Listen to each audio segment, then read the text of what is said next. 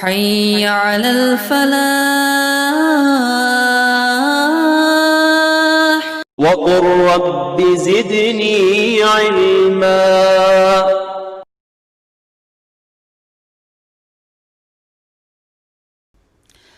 الحمد لله رب العالمين والصلاة والسلام على قائد الغر المحجلين نبينا محمد وعلى آلہ وصحبہ اجمعین وبعد. محترم بھائی اور بہنوں، السلام علیکم ورحمۃ اللہ وبرکاتہ. عقیدہ کے اس سبق میں آپ سب کا استقبال ہے. آج ہم پڑھیں گے کہ رفع بلا اور دفع مصائب کے لیے چھلے اور دھاگے پہننا شرک ہے. یعنی ایک بندہ اگر مصیبت دور کرنے کے لیے یا کوئی پریشانی آ جاتی ہے، اس پریشانی کو ختم کرنے کے لیے چھلے پہنتا ہے، ہاتھ میں دھاگے باندھتا ہے، تو اس کا کیا حکم ہے، اس کی شرعی کیا حیثیت ہے، اس کے بارے میں اس باب میں ہم جاننے کی کوشش کریں گے. سب سے پہلے اللہ رب العالمین فرماتا ہے سورہ زمر آیت نمبر 38. اللہ فرماتا ہے قُلْ أَفَرَأَيْتُمْ مَا تَدْعُونَ مِن دُونِ اللَّهِ إِنْ أَرَادَنِيَ اللَّهُ بِضُرٍّ هَلْ هُنَّ كَاشِفَاتُ ضُرِّهِ. اے محمد صلی اللہ علیہ وسلم، ان سے کہہ دیجئے تمہارا کیا خیال ہے، اگر اللہ تعالیٰ مجھے کوئی نقصان پہنچانا چاہے تو کیا اللہ کے سوا جن کو تم پکارتے ہو اس نقصان کو دور کر سکتے ہیں؟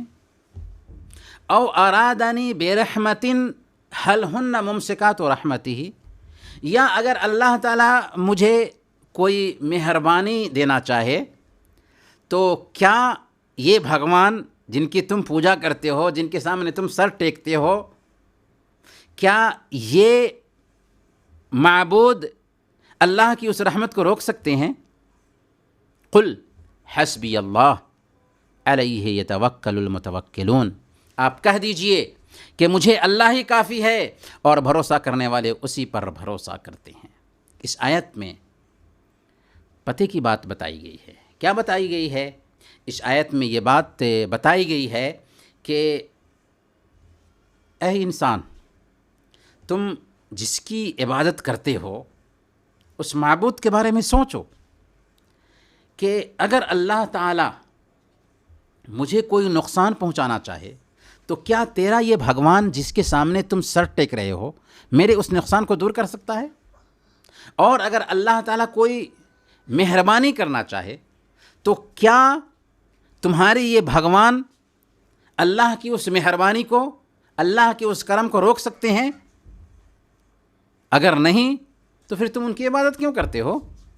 قل حسبی اللہ، کہو کہ اللہ تعالیٰ ہمارے لیے کافی ہے، اور بھروسہ کرنے والے صرف اللہ رب العالمین پر بھروسہ کرتے ہیں. تو آیت کا میسج کیا ہوا؟ آیت کا پیغام یہ ہوا کہ بندے، تمہیں چاہیے کہ مشکل دور کرنے والا اللہ کو سمجھو، ضرورت پوری کرنے والا اللہ کو سمجھو، کیونکہ اللہ کے علاوہ کوئی دوسرا مشکل دور نہیں کر سکتا، اللہ کے علاوہ کوئی دوسرا ضرورت پوری کر نہیں سکتا، بلکہ اللہ اگر نقصان پہنچانا چاہے تو کوئی اس کو ٹال نہیں سکتا، اور اللہ اگر دینا چاہے تو کوئی اس کو چھین نہیں سکتا. پھر دوسرے کی پوجا کیوں؟ دوسروں کے سامنے سر ٹیکنا کیوں؟ آگے کی آیت ہے، بلکہ حدیث ہے، مسند احمد کی یہ حدیث ہے. حضرت عمران بن حسین رضی اللہ تعالی عنہ بیان کرتے ہیں کہ اللہ کے نبی صلی اللہ علیہ وسلم نے ایک آدمی کے ہاتھ میں پیتل کا چھلا دیکھا تو آپ نے فرمایا، جب پیتل کا چھلا اس آدمی کو پہنے ہوئے دیکھا تو آپ نے فرمایا ما ہذہ، یہ کیا ہے؟ اس نے کہا من الواہنہ، ایک بیماری واہنہ ہے، اس کی وجہ سے میں نے یہ چھلا پہن رکھا ہے. اللہ کے نبی صلی اللہ علیہ وسلم نے ایک آدمی کو ایسے ہی پہنے ہوئے دیکھا، پیتل کا چھلا ہے جو اس نے اپنے ہاتھ میں پہن رکھا ہے. تو اللہ کے نبی صلی اللہ علیہ وسلم نے اس سے پوچھا کہ تم نے اسے کیوں پہن رکھا ہے؟ اس نے کہا کہ واہنہ بیماری کی وجہ سے میں نے پہن رکھا ہے. آپ نے فرمایا انزعها فإنها لا تزيدك إلا وهنا فإنك لو مت وهي عليك ما أفلحت أبدا. اسے نکال پھینکو، اس کی وجہ سے تمہاری بیماری اور زیادہ ہی ہوگی، اور اگر اسے پہنے ہوئے مر گئے تو کبھی کامیاب نہیں ہو سکتے، کبھی کامیاب نہیں ہو سکتے. بات واضح ہے کیونکہ ایک بندہ اس لیے اس کو پہنتا ہے کہ اس کی وجہ سے اس کی بیماری ٹھیک ہو جائے گی، حالانکہ بیماری کو ٹھیک کرنے والا اللہ رب العالمین ہے، اور اس نے پیتل کا چھلا اپنے ہاتھ میں اس لیے باندھ رکھا ہے کہ اس کی وجہ سے وہ بیماری سے بچے گا۔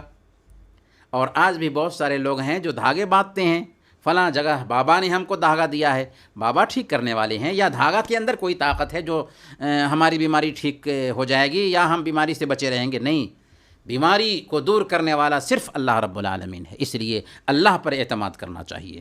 مسند احمد کی روایت ہے، اللہ کے نبی صلی اللہ علیہ وسلم نے حضرت عقبہ بن عامر رضی اللہ تعالیٰ عنہ کی روایت کے مطابق بیان فرمایا، من تعلق تمیمۃ فلا اتم اللہ لہ ومن تعلق ودعۃ فلا ودع اللہ لہ۔ جس آدمی نے بیماری سے حفاظت کے لیے تعویذ لٹکایا، اللہ تعالیٰ اس کی مراد پوری نہ کرے۔ گویا کہ تعویذ لٹکانا صحیح نہیں۔ اللہ کے نبی صلی اللہ علیہ وسلم کہتے ہیں کہ جو آدمی بیماری سے حفاظت کے لیے تعویذ لٹکاتا ہے، اللہ اس کی مراد پوری نہ کرے۔ ومن تعلق ودعۃ فلا ودع اللہ لہ، اور جس آدمی نے سیپ باندھا اسے بھی اللہ تعالیٰ آرام نہ دے۔ گویا کہ تعویذ لٹکانا غلط ہے اور سیپ باندھنا غلط ہے، اس سے کچھ فائدہ ہونے والا نہیں ہے۔ اللہ کے نبی صلی اللہ علیہ وسلم نے کہہ دیا کہ اس کو اللہ تعالیٰ کچھ فائدہ نہ دے، کہاں سے فائدہ ملنے والا ہے اس سے؟ لیکن ایک انسان ہے کہ اندھ وشواس کا شکار ہو کر کے ان طرح کی چیزوں کو اپنانا شروع کر دیتا ہے، یہاں تک کہ وہ اپنے ایمان کا سودا کر لیتا ہے۔ اللہ کے نبی صلی اللہ علیہ وسلم مسند احمد ہی کی ایک روایت میں بیان فرماتے ہیں کہ من تعلق تمیمۃ فقد اشرک، جس نے تعویذ لٹکایا اس نے شرک کیا۔ پہلے تو یہ فرمایا اللہ کے نبی صلی اللہ علیہ وسلم نے کہ جو آدمی تعویذ لٹکاتا ہے اللہ اس کی مراد کو پوری نہ کرے۔ دوسرے الفاظ میں کیا فرمایا؟ من تعلق تمیمۃ فقد اشرک، جس نے تعویذ لٹکایا اس نے شرک کیا، اس نے شرک کیا۔ گویا کہ تعویذ لٹکانا اچھی بات نہیں ہے۔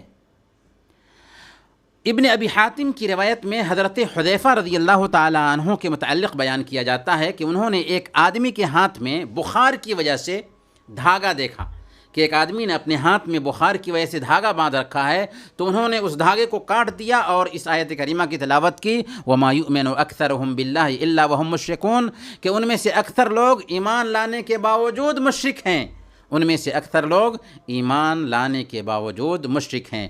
گویا کہ ان آیات میں اور ان احادیث میں اس بات کی وضاحت کی گئی ہے کہ ایک انسان دھاگا باندھے، ایک انسان چھلا باندھے اور یہ سوچے کہ اس کی وجہ سے ہماری بیماری ٹھیک ہو جائے گی، قطعاً نہیں، اس سے اس کی بیماری ٹھیک ہونے والی نہیں ہے، بلکہ بیماری اور بڑھے گی ہی۔ اور اگر بیماری ٹھیک ہوئی ہے تو اللہ نے بیماری ٹھیک کیا ہے، لیکن اس نے اپنے عقیدے کو خراب کیا۔ اس طرح کی سوچ بنا کر کے اللہ تعالیٰ سے دعا ہے کہ اللہ تعالیٰ ہم سب کو صحیح عقیدے پر عمل کرنے کی توفیق عطا فرمائے۔ وصلی اللہ علی نبینا محمد وعلی آلہ وصحبہ اجمعین۔